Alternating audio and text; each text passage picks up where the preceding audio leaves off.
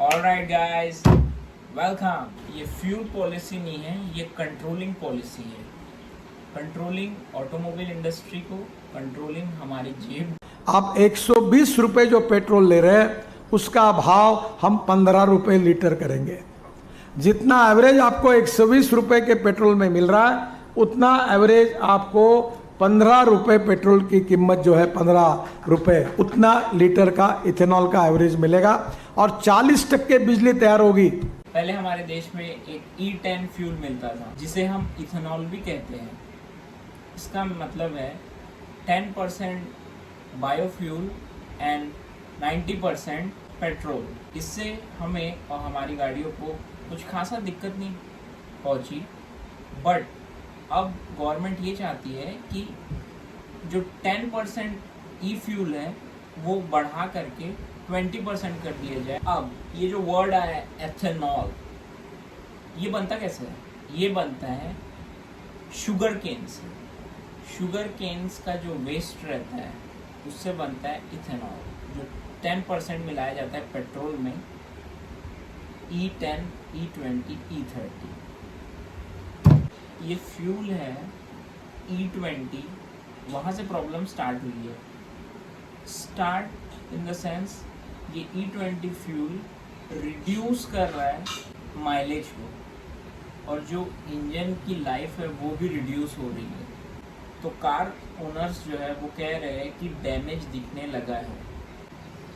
Okay, सो जो ई fuel है वो हम ही यूज़ नहीं कर रहे, ये सालों से यूज़ होता आ रहा है दूसरे कंट्रीज़ के द्वारा। तो फर्स्ट कंट्री है America, second is Brazil, third is China and fourth is and fifth R India. तो ये जो ब्लेंडेड फ्यूल है इसकी ज़रूरत क्यों है? इन्वायरमेंट फ्रेंडली, या श्योर। Second, cost reduction.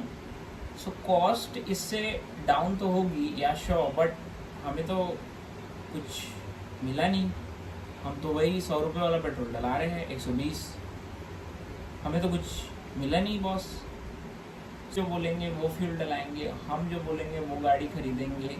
और आपकी जो गाड़ी की लाइफ है ऑलमोस्ट, अगर ये फ्यूल आप डलवाते हैं तो 5 ईयर्स मैक्सिमम, 5 ईयर्स ही ये चल पाएगी, नहीं तो नहीं। आपकी ना वैल्यू है बाइक की। और ये जो फ्यूल है, बहुत बोलते हैं किसानों का फ़ायदा होगा, किसानों का फ़ायदा होगा, शुगर मिल। तो शुगर मिल इंडस्ट्री का फ़ायदा होगा। जो किसान है, जो गन्ना उगाता है, वो गन्ने से उसको क्या फ़ायदा? वो तो गन्ना बेचेगा, और बेचने के बाद जो इंडस्ट्री है, शुगर के इंडस्ट्री, वो इथेनॉल बना के ब्लेंड करके फिर पेट्रोल का जो रेट है वो डाउन तो हुआ नहीं। तो मीन्स ये जो गवर्नमेंट है, खास करके नितिन गडकरी, मैं नहीं बोलना चाहता, बट ये जो गवर्नमेंट है उसमें मुझे एक बंदे पे विश्वास था, वो थे नितिन गडकरी जी।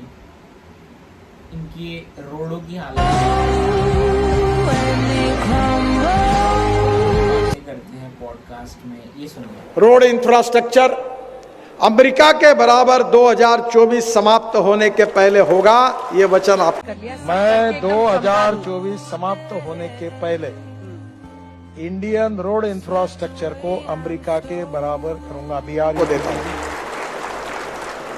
मुझे पता है कि आपने सपने में भी नहीं सोचा ऐसे रोड आपको मिलेंगे। अमेरिका क्या कहता था? क्या हो तुम? आज हम कहते तू क्या है बे? हमें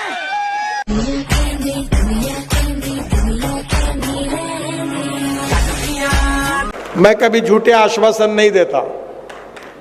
मैं पत्रकार बंधुओं को हर समय नम्रतापूर्वक आह्वान करता हूं कि मेरी हर बात को रिकॉर्ड कर लो, और उसमें से एक भी काम नहीं हुआ तो ब्रेकिंग न्यूज लगा दो। हमने रोड बनाने में स्पेस टेक्नोलॉजी का उपयोग किया। स्पेस टेक्नोलॉजी से फोटोग्राफी होती है, मॉनिटरिंग होता है। ताली मारो। मैं डंके की चोट पर आपको विश्वास दिलाता हूं कि जो कहूंगा वो काम करके दूंगा, यही वचन आपको देता हूं। ये कह रहे रोड रोड इंफ्रास्ट्रक्चर अमेरिका के बराबर होगा, बट रियलिटी ये नहीं है। रियलिटी आपकी गवर्नमेंट कामचोर है, आपके जितने भी नेता हैं सब आड़े तिरछे हैं, गए गुजरे हैं, काम नहीं करना चाहते सही से। यही है रियलिटी और कुछ नहीं है। आपने रोडों की हालत बेकार की, अब हमारी गाड़ियों की हालत बेकार करना चाहते हो। आप ये चाहते हो कि हमारे कहने पे चले, मतलब तू बोले तो काटे और तू बोले तो भूके। तू कहे तो भौंकूं, तू कहे तो काटूं, ऐसा ही समझो। आइडिया और इंफ्रास्ट्रक्चर नहीं है इसे अडॉप्ट करने का।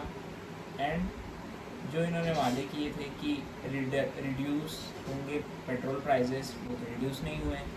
सो डिफरेंट जो कंट्रीज़ है उनके पास ये एडवांटेज था कि उनके पास चॉइस थी कि आप जिस प्रकार की गाड़ी है, जैसे E10, E20, इस जो इंजन्स है उसके लिए आप उस हिसाब से आप फ्यूल डला सकते हैं। बट हमारे पास कोई ऑप्शन नहीं दिया गया इस गवर्नमेंट द्वारा। बस ब्लेंडिंग हो गई है, आप जाइए और पेट्रोल डलाइए, इस इकोसिस्टम अच्छा होगा। बट हमारे इंजन का क्या, हमारे व्हीकल्स के इंजन का क्या, हमारे व्हीकल्स का क्या। कितने मैक्सिमम लोग हैं जो 20 साल पुरानी बाइक्स चला रहे हैं, देन उसके बाद आप ये ब्लेंड हुआ ये फ्यूल डलाएंगे तो इंजन्स पे इफ़ेक्ट पड़ेगा।